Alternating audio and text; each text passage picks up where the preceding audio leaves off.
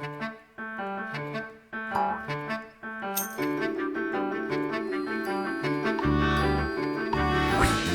time was coming to celebrate the Passover.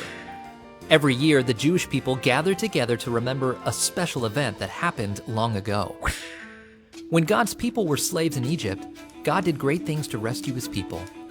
Pharaoh saw God's power and authority, and he let God's people go. God had used Moses to lead his people out of Egypt to the promised land.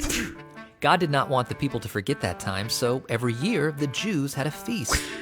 Many Jews traveled to Jerusalem to celebrate. 6 days before the Passover feast began, Jesus went to the town of Bethany. Bethany was near Jerusalem, and Jesus' friend Lazarus lived there with his sisters, Mary and Martha. Jesus and his disciples went into Simon's house for a meal. Jesus was reclining at the table when Lazarus' sister Mary came to him. She had a jar of very expensive oil. The oil smelled good, like a perfume. Mary broke open the jar and poured the oil on Jesus' head and feet. Some of Jesus' disciples were very upset.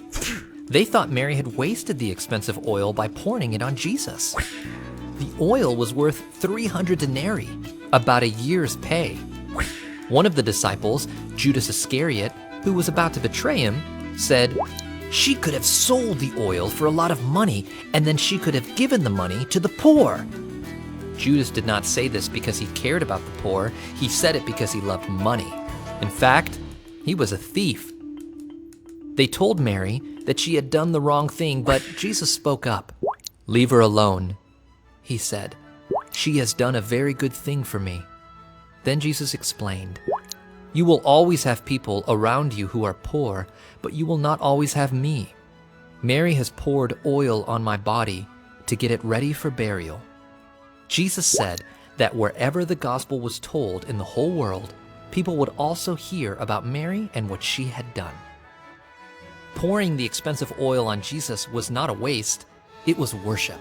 By allowing Mary to anoint him, Jesus showed that he is more valuable than anything. Jesus knew he would soon die, be buried, and rise from the dead on the third day to rescue sinners.